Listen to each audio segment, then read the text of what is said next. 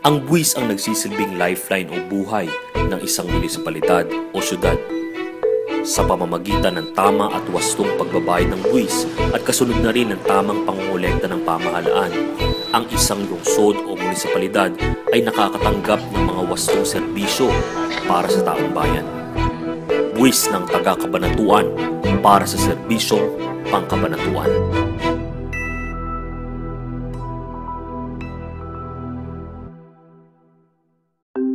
Mayroon iba't ibang klase ng buwis na ipinapatupad ang lokal na pamahalaan. Isa na dito ang real property tax. Ano nga ba ang real property taxation? Ito ay nagsisimula sa pamamahala, pagtatasa, pagbibigay halaga, at pagpapataw at pangungulekta ng lahat ng buwis ng ari-ariang hindi natitinag, tulad ng bahay, makinarya, at lupa. Papaano nga ba kinukompute ang real property tax? Ang real property tax katumbas ng market value times assessment level times tax rate. Una sa pagkuha ng real property tax ay ang market value. Ito ay ang umiiral na kalakarang presyo na napapanahon at naaayon sa lugar kung nasaan ang ari-ariang hindi natitinag. Pangalawa ay ang assessment level na mayroong 6 na klasifikasyon na papaligiran ng bahay o residential, kabukiran o agricultural, pangnegosyo o commercial, minahan o mineral, napapaligiran ng punong kahoy o timberland at yung tinatawag nating special. At ang panghuli ay tax rate na nahati sa dalawa, ang basic tax na 1.25% at karagdagang 1% para sa Special Education Fund. Ang 1% Special Education Fund ay ginagamit sa iba't ibang proyektong pang-edukasyon at sa Scholar ng Bayan program. May 3 paraan ng pagkuha ng unit value.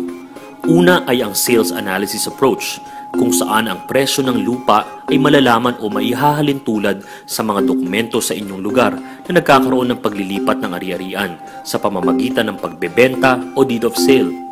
Ito ay matatagpuan sa notaryo, BIR, sa mga classified ads ng pahayagan, sa mga realtors, mga administrador o may-ari ng real properties at mga interview. Ikalawang paraan ay ang income capitalization approach, kung saan ang halaga ng lupa ay katumbas rin ng ginansyang pinansyal na ibinabalik nito. Ang pangatlo ay ang cost approach, kung saan ang lupa ay kasing halaga ng lupa na bagamat hindi katabi o nasa lugar ay napapaligiran ng parehong mga bagay. Isang situational example po ng cost approach. Halimbawa po sa isang syudad, meron pong 2 magkahiwalay na barangay.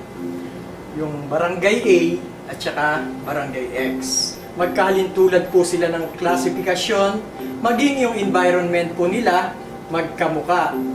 Kung titingnan po natin, syempre pag magkamukha ng klasifikasyon at environment, hindi sila nagkakalayo ng halaga ng lupa per square meter.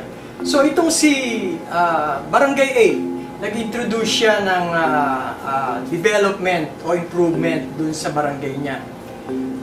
Naglagay siya ng konkretong kalsada, naglagay siya ng drainage. Samantalang itong si Barangay X ay walang inintroduce at all na improvement dun sa barangay niya. Definitely malaki yung impact nito dun sa value ng property ni Barangay A at ni Barangay X. Yun sa Barangay A, since nag-introduce siya ng development, natural lamang na tumaas yung value ng property niya. Itong si Barangay X, hindi siya nag-introduce, natural, mananatili pa rin dun sa dating halagahan ng lupa niya. Sa makatwid, hindi kasalanan ng lokal na pamahalaan ang pagtaas ng market value sa ating lungsod sapagkat yan po ay kaakibat ng pag-unlad ng bawat lugar. Halimbawa na lang, isang lupa sa Barangay Kapitan Pepe. Halimbawa, ang mga lupa sa Kapitan Pepe, ganito kinukompute, let's say, yung sa bago nating general revision, kung halimbawa ang ating lupa ay 150 square meter, then ang unit value sa panahon ngayon dun sa Kapitan Pepe is 3,000, na ang assessment level na tinatawag sa assessor is 20%, time is the tax rate. Ang tax rate lang sa city Cabanatuan is 2.25. Ang magiging babayarang tax ay 2,025. Samantalang kung nung panahon noon, ang value lang ng lupa ay 720, the same computation, nung pong 2006, yun po ay 486 lang. Tumaas lang po dahil sa unit value, siya po ay tumaas ng mahigit 75%.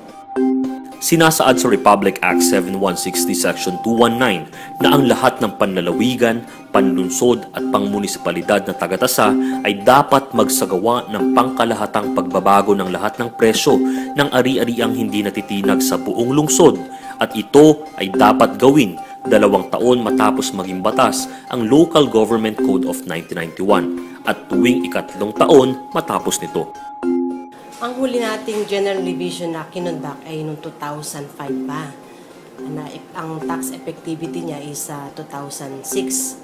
So, ang nakalagay kasi sa batas, dapat every 3 years magkakaroon ng General Revision. Ito yung General Revision of Real Property Assessment and Classification, kung saan dapat nag-update tayo ng value. At yung market value dapat reflective of the current prevailing value. So, ibig sabihin, kaya lang tayo ngayon nagkaroon ng General Revision sa mga kadahilan nung kasi mga panahon na yon nagkaroon ng global yon, yung economic crisis. Katapos maraming bagyo na dumalaw sa ating lugar at siyempre nasira yung mga pananim, domino effect yon. Hindi lang naman yung mga farmers ang naapektuhan, kundi pati yung mga negosyante.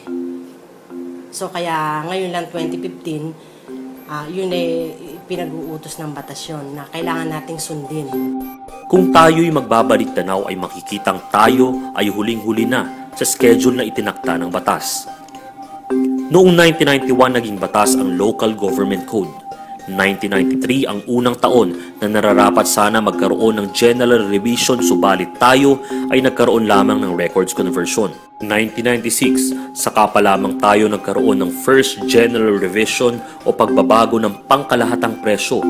Noong 1999, 2002 at 2005 ay hindi nagkaroon ng pagtatasa, subalit naulit lamang noong 2006. Noong 2009 at 2012 ay hindi na naman nakapagtasa ng ayon sa schedule, kaya't kung tutuusin ay huling-huli na sa pagbabago ng pangkalahatang presyo. Pero ngayong 2015, gustuhin man natin o hindi, ay hindi na mapipigilan ang revision sapagkat tayo po ay nakatanggap ng sulat mula sa national government dahil isa ang kabanatuan sa mga gumagamit ng sobrang huling halaga ng lupa, bilang ang ating lungsod ay gumagamit ng presyong pangtaong 2005 pa.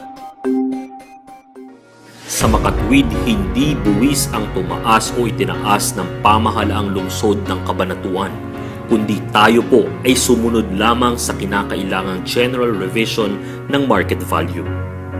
Isa itong tanda na hindi na nga mapigilan ang pagbabago at progreso ng lungsod kung kaya't tumataas ang halaga ng mga real properties sa lungsod. Isang patunay lamang na ang buwis na kinokolekta sa taong bayan ay sinusuklian at ibinabalik ng pamahalaang lungsod ng Cabanatuan sa pamamagitan ng mga serbisyo at mga proyekto para sa kapakanan ng bawat taga-Cabanatuan.